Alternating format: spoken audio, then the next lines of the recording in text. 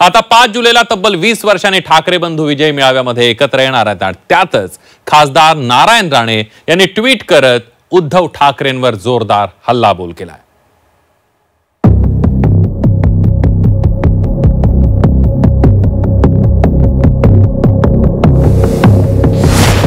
जुन्या जखमेवर राणेंचा प्रहार, उद्धव ठाकरेंनीच राज ठाकरेंना छळलं होतं।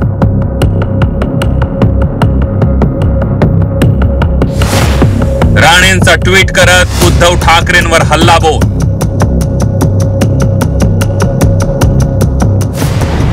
राज्यात पहिलीपासून हिंदी शिकवण्याच्या मुद्द्याला पहिल्या दिवसापासून राज ठाकरेंनी तीव्र विरोध केला होता। त्यानंतर उद्धव ठाकरेंनी हिंदीच्या मुद्द्यावरून जोरदार विरोध दर्शवला। पहिलीपासून हिंदी शिकवण्याच्या मुद्द्यावरून 5 जुलैला निघणाऱ्या मोर्चात ठाकरे बंधू एकत्र येणार होते।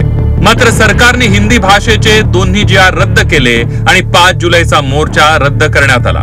मात्र या मुद्द्यावरून ठाकरे बंधूंची निर्माण झालेली जवळीक अद्यापही कायम आहे। आता 5 जुलैच्या विजय मेळाव्यात ठाकरे बंधू एकाच व्यासपीठावर दिसणार आहेत। त्यातच भाजपचे ज्येष्ठ नेते खासदार नारायण राणे यांनी ट्विट करत उद्धव ठाकरेंवर जोरदार हल्लाबोल केलाय।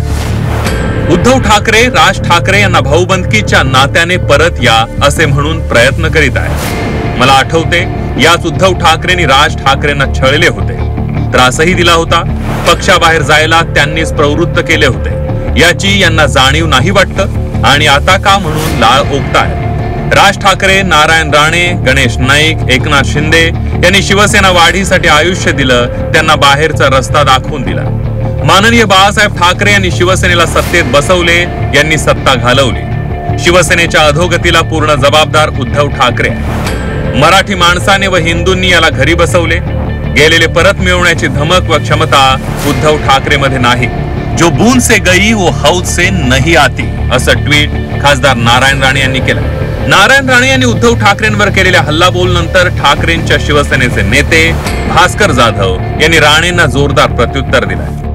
नारायण राणेंना आताच राज ठाकरेंची जर काही प्रेम आला असेल तर 8 दिवसापूर्वी मनसेचे नेते श्री प्रकाशजी महाजन यांनी नारायण राणेंना त्यांची जागा दाखवलेली आहे। तो जरा तुम्ही त्या क्लिप काढून व्हायरल करा।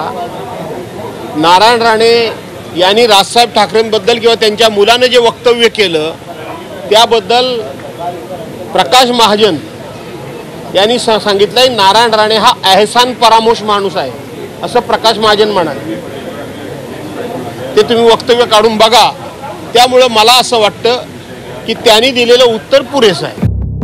तर मराठीच्या मुद्द्यावर दोन्ही भाऊ एकत्र येत असतील तर कुणी काही प्रतिक्रिया देण्याची गरज नाही असं म्हणत सुनील प्रभू यांनी राणेंवर जोरदार निशाणा साधलाय। आता मराठी माणूस माहिती आहे का, मराठी माणूस म्हणून मराठीच्या प्रश्नावरती दोन भाऊ एकत्र येऊन मराठी मनामध्ये जे आहे ते करत असतील तर बाकीच्यांना यावरती कुठचंही कॉमेंट करण्याची गरज नाही। हा इतिहास जमा झाला।